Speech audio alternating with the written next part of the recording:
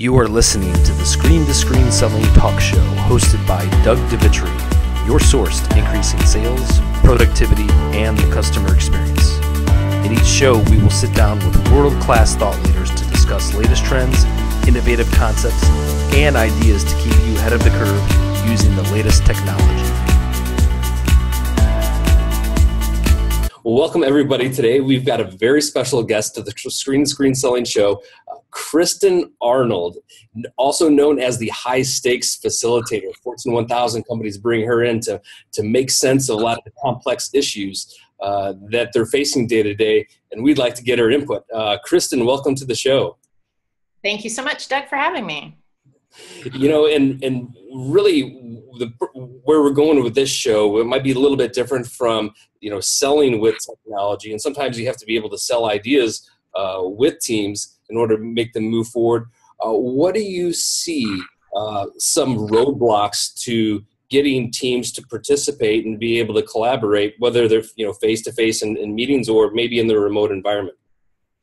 Right. So everybody's going to come to the table with a preconceived notion about what needs to be done. And so the biggest challenge is that you've got your idea and I've got my idea. And if we're on the same page, then whoo-hoo.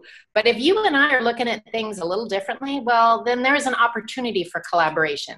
But some of us have stronger personalities than others, and some of us are more willing to bend or not. And so the best thing that you can do is, if you're trying to sell an idea, is to find out what the common ground is. Like, you've got a really great sales idea that you're trying to pitch. What's the common ground about why that's important? The whole notion about knowing your why. Know why that's important. Get everybody to understand the why, and then the how usually is your idea or my idea. And here's the real kicker, Doug, is oftentimes it's a combination of everybody's ideas. So you bring something to the table, and then unfortunately people are going to have comments on it, but that's a good thing because it's going to make it even better. So you kind of have to let your ego not get in the way of you saying, well, this is my starter idea, but let's make it even better. Yeah, and how do you overcome that so many times when you have too many cooks in the kitchen, or everyone thinks that they have their way of facilitating, maybe they facilitated in the past, can cause some friction when you're trying to be able to, get everybody together. Right. So one of the things that I see happen a lot of times at the boardroom, at any kind of meeting, is that people will throw out ideas and then they'll evaluate it. It's kind of like whack-a-mole. You come up with a good idea and I'll go, we tried that 5 years ago. And somebody else will come up with another idea and they go, well, that's not going to work because nobody's going to give us the funding for that. And so you're constantly playing whack-a-mole. Well, that's not any good either. So I recommend that you get all the ideas out on the table, kind of like a jigsaw puzzle. If you're putting a jigsaw puzzle together, you put all the ideas out, you flip them all over, and then you go, let's get the side pieces. Let's get this color together. Let's do this. And so when you get all the pieces out on the table, then you can start evaluating, because a lot of the time, some of those great ideas are coming from the person who's just not going to express them because maybe they're an introvert and they're being trod over by the extroverts, or maybe they didn't even get an opportunity to wedge their idea in. So make sure that you've got the opportunity for everybody to contribute. And here's the other great news about that, Doug, is that everybody can see their fingerprints on the final product. If it's your idea, it's your idea, your campaign, and everybody's going to go, well, there's Doug again. Well, no, you want everybody to go, that's our campaign. Just so even you can tell if you have a collaboration by the words that people use. Is it more collaborative, inclusive words, or is it more you, yours, Doug's, Kristen's? That'll show you whether you have a collaboration or not. Yeah, and do you use any specific questions in order to be able to create that environment where people are starting to throw out more ideas? Well, it's really not a question. It's more about a process. So I call it serving up a sandwich, So you've got a logical bread on two sides, and then you have the very messy, gooey jelly in the middle. So on one side, you set up the process that you're going to use. We're going to be brainstorming all the different ways that we need to reach out to our customers. And then after that, we're going to evaluate the options based on these criteria. Then you brainstorm it, which is the messy, fun, creative part. And then you evaluate it, which is more the left brain side. We have these criteria. It can't be more than $40,000. It can't take more than 3 months. It's blah, blah, blah. And then you evaluate it and you go, oh, well, we have 2 really good ideas here. And then you start narrowing down your choices. Yeah, great. And the ways that we can have meetings, traditionally everything has been done face to face or on the boardroom, or, you have round tables where everyone kind of gets together. And then we have the traditional teleconference and the phone where people are trying to have that same type of discussion, but the challenge is you can't see, right? You can't see everyone, but you can hear them. Right. And then we take that to another level where now we can see with this type of technology, we're using Zoom, for example, now we can see one another face to face. How do you say that groups can make that transition?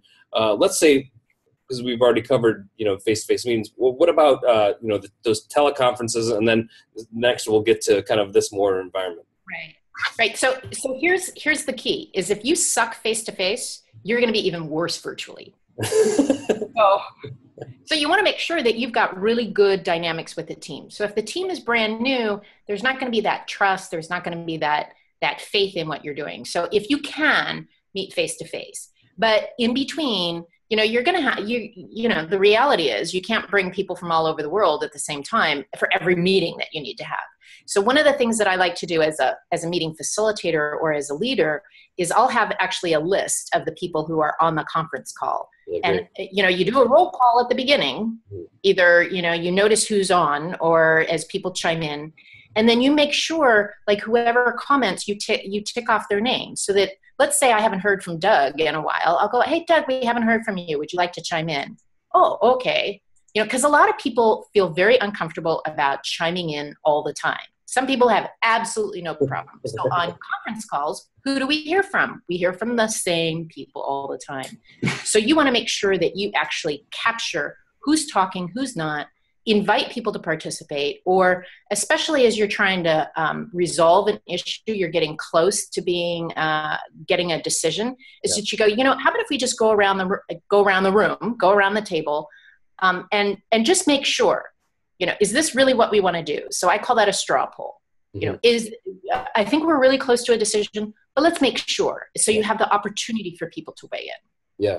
No, that's really interesting. And I think sometimes with those conference calls, sometimes where they get stymied is from, you get the background noise, right? Where somebody's shuffling paper or they're chewing potato chips.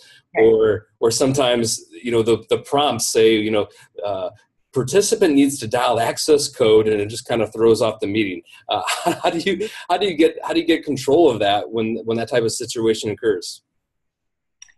That's a really good question. I think the technology, you have to let people know what the technology is up front, and people are going to mute their phone. I think 5 years ago it was a little bit more complicated. Nowadays, I think people are pretty used to conference calls and they know they need to mute themselves, but that also keeps them from jumping in and participating.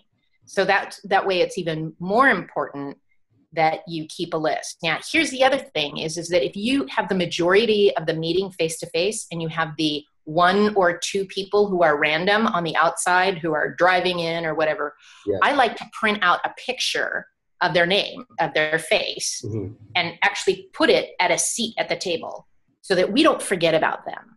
And when you do that, they actually stay pretty attentive. Yeah, neat. That's a really interesting tip. And even move into an environment now, using a tool like Zoom, we can see each other face to face, or even a checkerboard of, let's say, 25 people. It can seem like it's a little chaotic because there's so many different things going on. How do you control the conversation with a large group like that when there's so many different distractions that are taking place, both not just verbally, but also visually as well? Right. So, Doug, I would not consider them to be distractions because you have the same dynamic going on in the face-to-face environment. So would you say it's distracting if I'm, looking off and, when you've got 25 other people? I mean, 25, by the way, is too many. The optimum size for any kind of team is between 5 to 13. Really, the sweet spot is about 8. And the same thing holds true in the virtual environment. If you think about it, ideally you want to have just one band of people, and then that way they get your full attention. But 25, it's distractions. Well, I really appreciate you sharing that. What would be, let's say, a trend that you're seeing with meetings and collaboration that you see that groups and organizations should really start taking advantage of, let's say, with the latest technology? Right. Well, there's a lot of collaborative technologies, and screen-to-screen selling is a fabulous technology. And I think that we need to be paying attention to those technologies in order to speed up the learning. So a lot of meetings have a presentation piece where I need to present stuff to you. Well, you know what? We can do that before the meeting. I mean, the meeting is really about the collaboration. It's about the conversation. It's about the give and the take and understanding where you're coming from so that we can get to that synergistic outcome. Using collaboration tools, building documents, coming to agreements together. I think that's really going to be more and more prevalent. Yeah, interesting. So you're saying that, a lot of the preparation can be done ahead of time or information shared ahead of time. And let's have that conversation more using the tools, in real time. Right. No, very good. Well, Kristin, you're a wealth of information. You've got a lot of great tools that are located on your blog to be able to help groups with meetings. I really appreciate you being a part of the conversation today, and encourage everybody to go check out our website because it's got so many great tools involved in there. Great. Thanks for inviting me, Doug. You are listening to the Screen to Screen Selling Talk Show hosted by Doug DeVitri, your source to increasing sales, productivity, and the customer experience. In each show, we will sit down with world-class thought leaders to discuss latest trends, innovative concepts, and ideas to keep you ahead of the curve using the latest technology.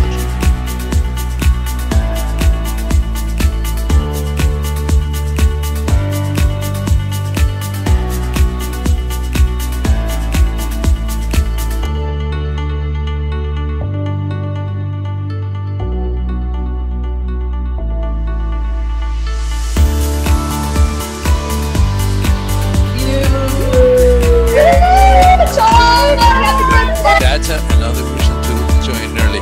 Well, if you're familiar with Google Plus, how to hang out, or even like join.me and some of the other screen sharing things I've seen.